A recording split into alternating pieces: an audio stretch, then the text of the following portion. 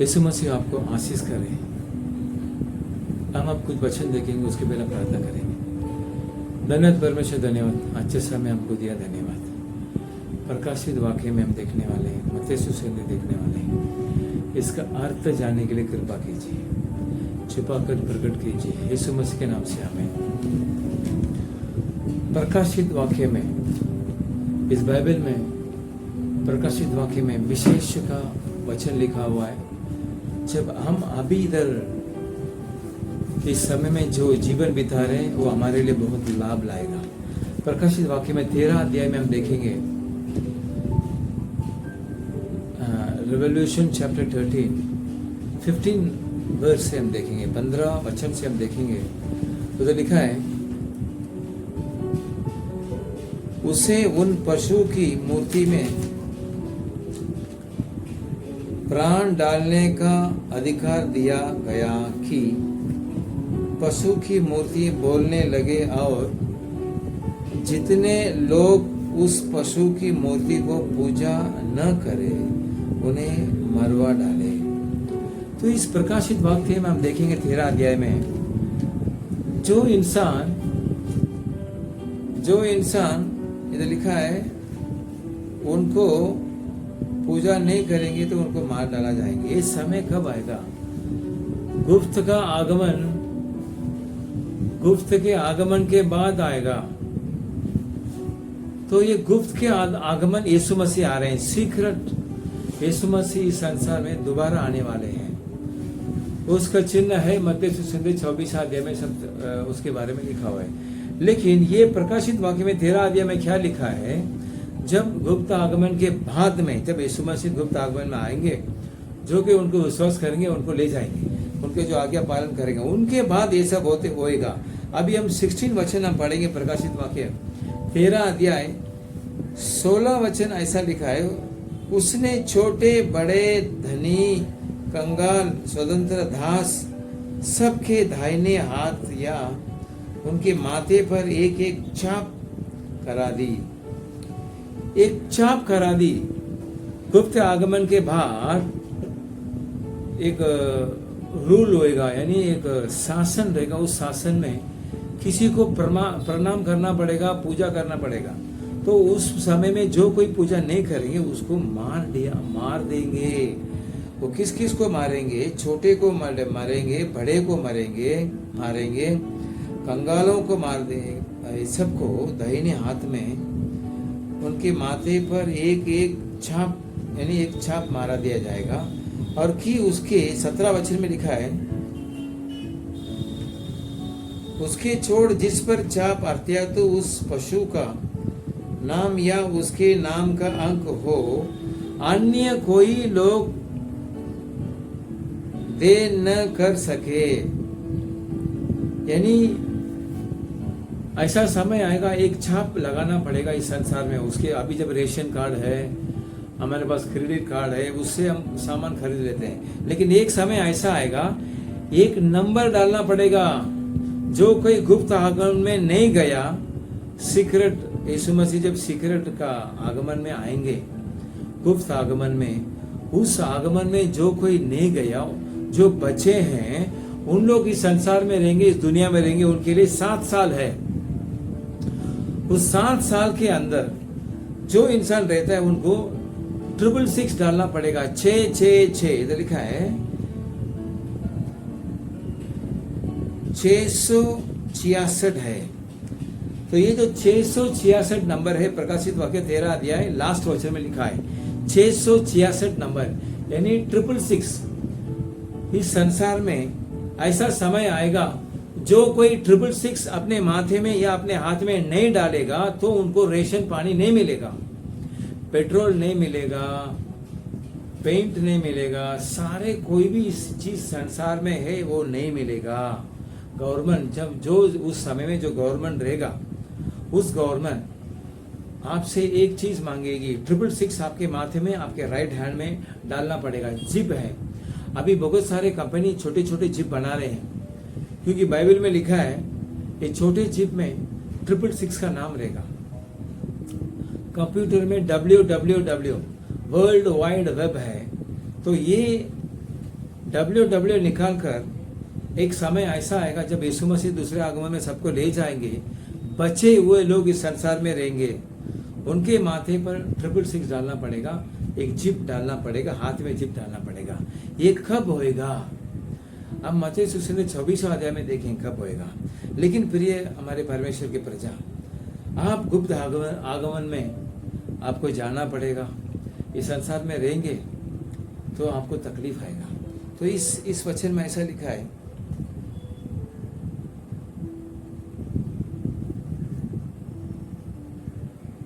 अठारह वचन में, प्रकाशित वाक्य 13 अध्याय 18 वचन में, जिसे बुद्धि हो वह इस पशु का अंग जोड़ ले। यानी पशु लिखा हुआ एक इंसान है, उस इंसान का गुण पशु का जैसा रहेगा। जैसा पशु है वो किसी को देखेगा नहीं, दया नहीं रखेगी, तो वैसा इनके ये इंसान के नाम पशु करके तो लिखा है, ये इंसान के हृदय में दया नहीं रहेगा। इस इंसान जानवर का समान रहेगा, छोटे बड़े को मार डालेगा, जो 666 नहीं डालेगा उसको मार डालेगा। अभी देखो हम किसी बच्चे को कोई मार रहेंगे तो हम उसको बचा सकते हैं, लेकिन इस एंटी क्राइस्ट का समय आएगा। ये इस संसार में एंटी क्राइस्ट का समय, उसके ये जो एंटी क्रिस्ट है उनके नाम है 666। यानी वो वही बोलेगा 666 का माथे ये नंबर डालना पड़ेगा, तभी रेशन पानी सब मिलेगा। उसके बारे में तो लिखा है, न्यान इसी में जिसे बुद्धि हो यह इन पशु का अंक जोड़ ले, क्योंकि वो मनुष्य का अंक है और उसका अंक 666 है, 666 है। इस 666 का जो नंबर जो कोई डाला है माथे पे हाथ में, उनको रेशन पानी मिलेगा। मेरे प्रिय परमेश्वर के प्रजा, परमेश्वर के आगमन के बाद इधर रहना नहीं चाहिए आपको मेरे लिए। इधर भयंकर होते आएगा, भयंकर लोग इस संसार में। इसके लिए मैं आपसे कहता हूँ परमेश्वर का आगमन निकट है। परमेश्वर के आगमन के बाद पहले आगमन में आया था परमेश्वर, इस संसार में बहुत सारे अच्छे काम करके चले गए। अभी दूसरे आगमन में आएंगे, बच्चे के जैसा नहीं आएंगे। पहले आगमन में बच्चे के जैसा आया था, स्त्री का गोद में जन्म लिया, लेकिन दूसरे आगमन में परमेश्वर राजा का जैसा आएंगे। जो कोई उनको विश्वास करते उनको ले जाएंगे। जो बचे हुए लोग हैं उनके लिए ये संभव होएगा। पशु का जैसा इंसान इस संसार में रहेगा, जानवर का जैसा रहेगा, उसको इस संसार में रहने वाले लोग मानना पड़ेगा, माथे में 666 डालना पड़ेगा, हाथ में 666 डालना पड़ेगा। अभी सब चिप आ गया, उस चिप में 666 लिखा हुआ है, और आपका बैंक अकाउंट और आपका क्या क्या जायदाद है, प्रॉपर्टी है, उसमें सब डाउनलोड किया जाएगा। उस चिप आप हाथ में डालेंगे, आप उस हाथ में स्कैनर में डालेंगे तो आप क्या है सब कुछ बता देगा, आपका नाम बता देगा, आपका एड्रेस बता देगा। वो समय ये पहले ही बाइबल में लिखा है, लेकिन अभी सब होते आ रहा है। मोटरोला कंपनी बहुत सारे चिप बना रहे हैं, उस चिप में जो पैसा वाला सब उसमें रिकॉर्ड कर सकता है। मेरे प्रिय परमेश्वर के प्रजा, ये अंतिम दिन है। इस अंतिम दिन में परमेश्वर को जो आज्ञा दी है उसको पालन कर हम गुप्त आगमन में चला जाना चाहिए। इसके लिए मैं आपसे बात करता हूँ। उसके बाद अब आप इधर रहेंगे तो बहुत तकलीफ होएगा, वो इतना तकलीफ होएगा हम सोच भी नहीं सकते हैं। परमेश्वर की दूसरा आगमन के बाद इस संसार में बहुत सारे तकलीफ है। हम दूसरे आगमन में हम परमेश्वर के साथ जाना चाहिए। ये दूसरे आगमन कब आएगा कहकर मत्ती सुसमाचार 24 अध्याय में हम देखेंगे। तो ये 24 अध्याय में ऐसा लिखा है, मत्ती सुसमाचार 24 अध्याय मैथ्यू चैप्टर 24 वर्स 14 ऐसा कहता है, राज्य का ये सुख समाचार सारे जगत में प्रचार किया जाएगा कि सब जातियों पर गवाही हो, तब अंत आ जाएगा। इस संसार का अंत आ चुका है, क्योंकि अभी भी युद्ध लड़ाई होते आ रहा है। उसकी वजह से यानी खाने का तकलीफ है। इधर बाइबल में लिखा है खाने का तकलीफ होगा, झगड़े होंगे, इंसान तकलीफ उठाएंगे। वो सब अभी होते आ रहा है। अभी कितना साल जाएगा बोल नहीं सकता है, लेकिन जल्दी है परमेश्वर के आगमन। परमेश्वर के आगमन के बाद इस संसार में रहने वाले को तकलीफ आएगा मेरे परमेश्वर के प्रजा। इसके लिए अभी वचन कहता है सारी जगत में प्रचार किया जाएगा। अभी टीवी में, नेट में सब जगह यीशु मसीह के बारे में बता रहे हैं। जीसस कौन है? यीशु मसीह है, सेवियर है, इंसान को बचाने के लिए आया, इंसान को उद्धार करने के लिए आया, वही परमेश्वर है कर ये सुख समाचार पूरी दुनिया में फैला हुआ है। लेकिन मत्ती को चैप्टर ऐसा लिखते आ रहे हैं, ये जो सुख संदेश सबको प्रचार किया जाएगा, अंत तभी आएगा। अभी सब जगह प्रचार होते आ रहे हैं, कोने कोने में देश के देश में होते आ रहे हैं। अभी इस संसार में कितना साल ज्यादा बोल नहीं सकते, लेकिन अंत जल्दी आ रहा है। इसके लिए आप यीशु मसीह को विश्वास कर उनके वचन के अनुसार चलेंगे तो आप परमेश्वर के साथ चले जाएंगे। लेकिन उस समय ऐसा आएगा, मत्ती सुसंदेश 24 चैप्टर में 40वां वचन ऐसा कहते हैं, उस समय 2 जन खेत में होंगे, एक ले लिया जाएगा और दूसरा छोड़ दिया जाएगा। आप छोड़ नहीं जाने के लिए अभी आपसे परमेश्वर बात करते हैं। 2 जन रहेंगे, उसमें 1 जन छोड़ दिया जाएगा परमेश्वर के आगमन में।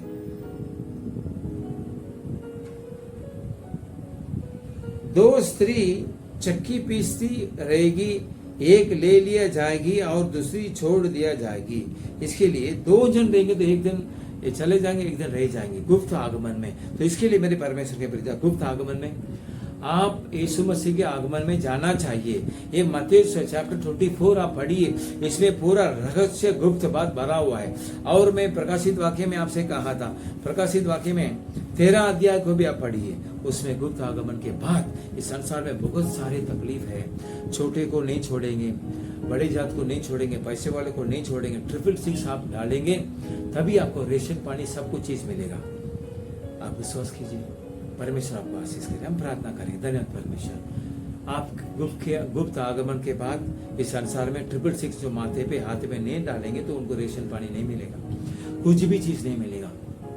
जो इस वचन सुनते हैं, गुप्त आगमन में चला जाने के लिए कृपा कीजिए, ताकत दीजिए, शक्ति दीजिए, विश्वास कीजिए, उद्धार कीजिए परमेश्वर, उनको ध्यान दीजिए। Hallelujah hallelujah. और अल्लाह हबारा शबाला खबरिया, गुप्त आगमन आने वाले हैं। मत्ती चैप्टर 24 में हम देखेंगे, उसमें गुप्त आगमन के बारे में सारी चीज लिखा हुआ है। मैथ्यू चैप्टर 24 में राज्य का सुख समाचार पूरे देश में फैला गया जाएगा, उसके बाद अंत होएगा इस दुनिया में। अभी शुभ संदेश सब जगह फैला हुआ है। परमेश्वर सुनने के लिए कृपा कीजिए, विश्वास करने के लिए कृपा कीजिए। आपके गुप्त आगमन में जाने के लिए आप ताकत दीजिए, आप सामर्थ दीजिए।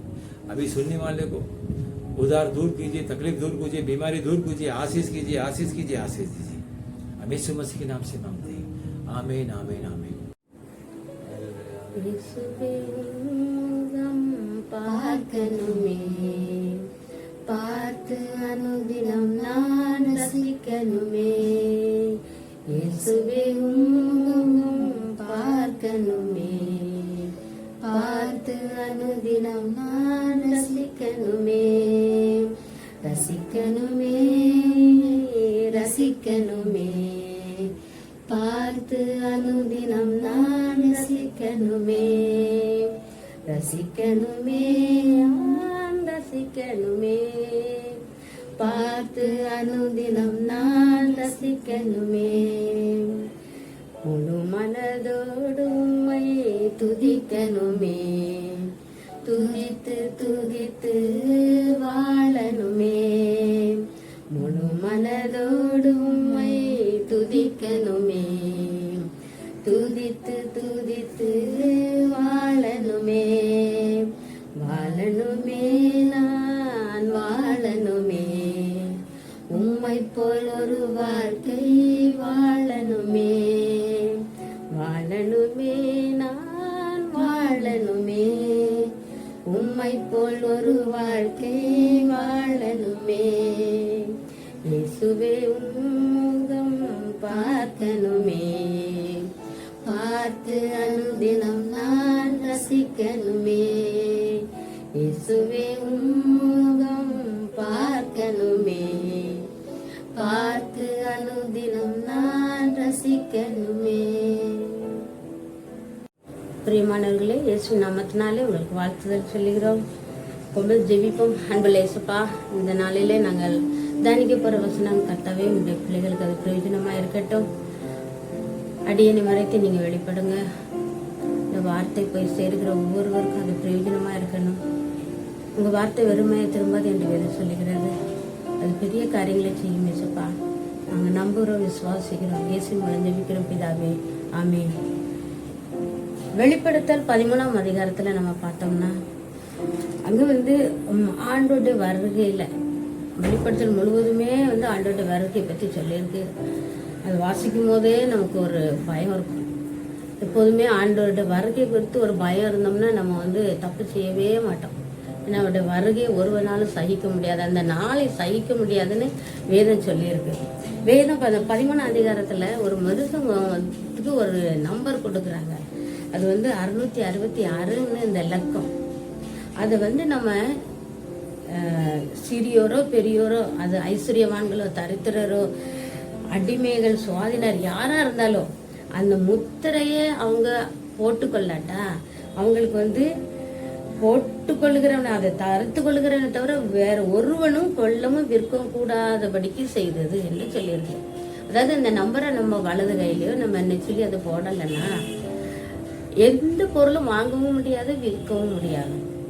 அப்படி ஒரு கிரிட்டிக்கல் சிச்சுவேஷன்ல பிசாசானவன் அந்த நாட்கள்ல கிரியை செய்கிறான். இந்த காலத்துக்கு முந்தி நம்ம ஆண்டோட்ட போய் சேரணும்.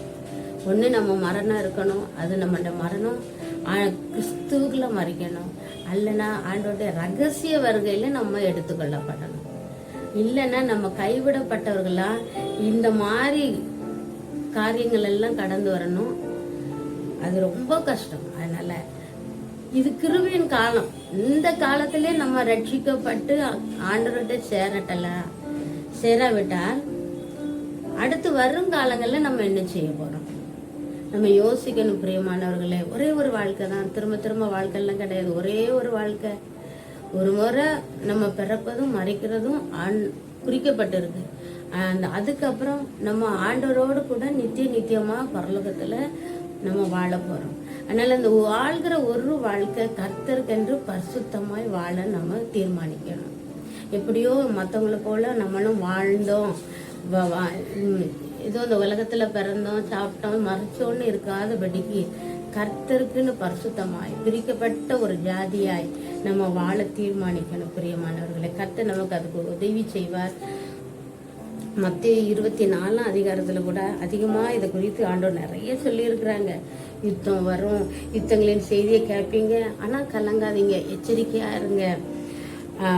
இவையெல்லாம் சம்பவிக்க வேண்டியதே, ஆனாலும் முடிவு உடனே வராது. அப்போ இந்த காலகட்டத்துல தான் நம்ம இருக்கோம். எங்க பார்த்தாலும் யுத்தம், யுக்ரைன்ல ரஷ்யா யுத்தம் ஒரு வருஷத்தையும் தாண்டிட்டு ஆனா யுத்தம் நடந்துக்கிட்டே தான் இருக்கு. எல்லா இடத்தையும் யுத்தம் பார்க்கிறோம். பஞ்சம், முன்னாலெல்லாம் எர்த்குவேக் எப்பமா தான் வரும், ஆனா இப்ப அடிக்கடி நியூஸ் பேப்பர்ல பாக்குறோம் பயங்கரமான நிலநடுக்கங்கள், பூமி அதிர்ச்சி, பரிதாபமான மரணங்கள், பஞ்சம், பட்டினி, இது எல்லாத்தையும் நம்ம கேட்டுட்டே தான் இருக்கோம். இவைகள் எல்லாம் வேதனைக்கு ஆரம்பம். இந்த காலகட்டத்துல நம்ம வசிச்சுட்டு இருக்கோம். ரொம்ப ஜாக்கிரதையாய் ஒரு வாழ்க்கை. அதைத்தான் ஆண்டவர் சொல்லி இருக்கிறாங்க. நானே கிறிஸ்துன்னு சொல்லி அநேகர் வஞ்சிப்பாங்களா. நிறைய பேர் ஆண்டவர் பேரை சொல்லி வருவாங்க. ஆனா ஒருவன் உங்களை வஞ்சியாதபடிக்கு எச்சரிக்கையா இருங்க. நம்ம ரொம்ப கவனமா இருக்கணும். ஆண்டவர் நமக்கு சொல்லி இருக்கிறாங்க பிரியமானவர்களே. கலங்காதபடிக்கு எச்சரிக்கைங்க. எதையும் கேட்டு பயப்படாதீங்க. ஆனா இது எல்லாம் நடக்கணும். இது வருகைக்கு ஆரம்பம். இதெல்லாம் நடக்கத்தான் செய்யும். அப்புறம் வேற என்ன சொல்றாங்க? ஆண்டவருடைய பிள்ளைகளுக்கு என்ன துன்பம் வரும் அப்படி சொல்றாங்க பாருங்களேன். உங்களை உபத்திரவத்துக்கு ஒப்பு கொடுத்து உங்களை கொலை செய்வார்கள். என் நாமத்தின் நிமித்தம் நீங்கள் சகல ஜனங்களாலும் பகைக்கப்படுவீர்கள். இது நம்ம ஆண்டவருக்காக சகிச்சுதான் ஆகணும். கிறிஸ்துக்காக. கிறிஸ்து பாடுபட்டாரு, நமக்காக மரித்தார்ல. இப்ப நம்ம அவருக்கு என்ன செய்யறோம், நம்ம அவருக்காக என்ன சகிக்கிறோங்கிறத நம்ம யோசித்து பார்க்கணும். சகல ஜனங்களாலும் பகைக்கப்படுவீர்கள். இதெல்லாம் நடக்கத்தான் செய்யும். ஆனாலும் நம்ம என்ன செய்யக்கூடாது, பின்வாங்கிடக்கூடாது. சரியா? அதுக்குதான் ஆண்டவர் சொல்லி இருக்கிறாங்க, முடிவு பரியந்த நிலை நிற்பவன் தான் ரட்சிக்கப்படுவான். 24ஆம் அதிகாரம் 13ஆம் வசனத்துல சொல்லியிருக்கு, முடிவு பரியந்த நிலை நிற்பவனே ரட்சிக்கப்படுவான். அது கடைசியில நம்ம வாழ்க்கையில கடைசி பரியந்தம் ஆண்டவருக்காக நிலை நிற்கணும். அதுதான் ரொம்ப முக்கியம். கஷ்டத்துல நம்ம ஆண்டவரை மறுதளிச்சிடக்கூடாது. நம்ம துன்பத்துல துயரத்துல நமக்கு வேதனை வரும்போது என்ன ஆண்டவரேன்னு சொல்லிட்டு நம்ம முறுமுறுக்க கூடாது, நம்ம மறுபதலிக்க கூடாது. ஆண்டவர் சொல்லுகிறாங்க, முடிவு பரிந்த நிலை நிற்பவன் தான் ரட்சிக்கப்படுவான். அடுத்தல 14ஆம் அதிகாரத்துல கர்த்தர் சொல்லியிருக்கிறாங்க பாருங்க, ராஜ்யத்தினுடைய இந்த சுவிசேஷம் பூலோகம் எங்குமுள்ள சகல ஜனங்களுக்கும் சாட்சியாக பிரசங்கிக்கப்படும், அப்போது முடிவு வரும். அப்ப 24ஆம் அதிகாரத்திலே ஆண்டவர் சொல்லியிருக்கிறாங்க, முடிவு வரும். எப்போ வரும்? எல்லா ஜனங்களுக்கும், ராஜ்யம் இந்த உலகம் முழுவதும் உள்ள எல்லா ஜனங்களுக்கும் ஆண்டவருடைய சுவிசேஷம், இயேசு ஒருத்தர் பிறந்தாரு, நமக்காக மரித்தார், அவரை நம்ம தெய்வமா ஏற்றுக்கொள்ளணும். இந்த சுவிசேஷம் நம்ம எல்லாத்துக்கும் சொல்லணும்னு இது நம்ம மேல விழுந்த கடமை அப்படின்னு கர்த்தர் சொல்லி இருக்கிறாங்க. அப்படி நீங்க பிரசங்கிக்கப்படும், அது எல்லாத்துக்கும் சொல்லப்படும். இப்ப நம்ம பாக்குறோம், கடைசி ஆண்டவர் வருகையில சொல்ல முடியாது, ஒருத்தர் கூட சொல்ல முடியாது எனக்கு இயேசுவை தெரியாதுன்னு சொல்லவே முடியாது. இயேசு எனக்கு தெரியாதுன்னு சொல்ல முடியாது. ஏன்னா எல்லா இடத்துலையும் ஆண்டவர் பத்தி சுவிசேஷம் சொல்லப்பட்டுட்டு வருது. டிவியில 24 hours ஆண்டவர் சுவாமியை பத்தி சுவிசேஷம் சொல்லப்படுது, எல்லா ஜனங்களும் பார்க்குறாங்க. அப்போ ஒருத்தரும் சொல்ல முடியாது எனக்கு இயேசுவை தெரியாதுன்னு சொல்லவே முடியாது அவருடைய வருகையில. அப்போ எல்லாத்துக்கும் சொல்லி முடிக்கும் போது ஆண்டவர் வருவார். நம்ம நிறைய பேர் கேட்பாங்க, ஆண்டவர் வர்றான்னு சொல்றாங்களே, இன்னும் வரக்கானலையே, 2000 வருஷங்களையும் தாண்டிட்டேன்னு சொல்லுவாங்க. ஆனா இதுதாங்க எல்லாத்துக்கும் சுவிசேஷம் சொல்லி உலகத்துல உள்ள கடைசி மனுஷன் வரைக்கும் ஆண்டோடைய சுவிசேஷன் ராஜ்யம், அந்த சுவிசேஷம் அவனுக்கு போய் சேரணும். அப்போ நிச்சயமா ஆண்டவர் வருவார். ஆண்டோடைய வருகையில நம்ம என்ன செய்யணும்? எடுத்துக்கொள்ளப்படணும், கைவிடப்படக்கூடாது. ரகசிய வருகையில எடுத்துக்கொள்ளப்படணும்.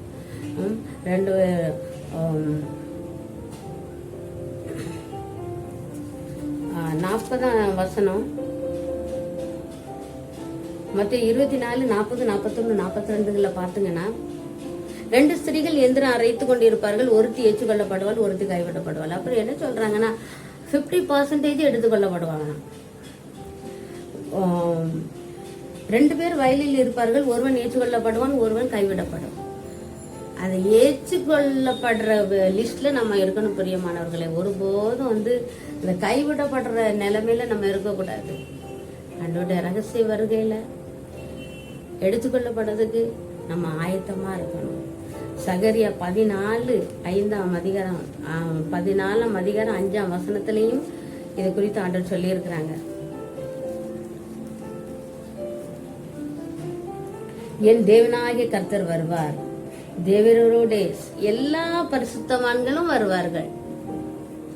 நிச்சயமா பைபிள்ல நிறைய இடத்துல ஆண்டவரோட வருகை பற்றி சொல்லியிருக்கு. 14 சகரியா 14:5 ஆண்டவர் சொல்லியிருக்கு, என் தேவனாகிய கர்த்தர் வருவார், தேவரோட எல்லா பரிசுத்தவான்களும் வருவார்கள் என்று சொல்லப்பட்டிருக்கு. ஆண்டவர் வருகை நிச்சயம். அந்த வருகைக்கு நம்ம ஆயத்தமாகும். மார்க் 13ஆம் அதிகாரத்திலே நீங்க வாசித்து பார்த்தீங்கன்னா இதே காரியம் கொடுக்கப்பட்டு இருக்கிறது. பிரியமான இந்த நாளில ஒருவேளை நீங்க ஆண்டவரை பத்தி இயேசுவை பத்தி தெரியாதுன்னா இந்த வார்த்தை உங்களை கிரியை செய்யட்டும். ஆண்டவருக்கு உங்களை ஒப்பு கொடுங்க, ஆண்டவரை ஏற்றுக்கொள்ளுங்க, ஆண்டவர் வருகைக்கு ஆயத்தமா இருங்க. தேவன் தாமே உங்களை ஆசீர்வதிப்பாராங்க.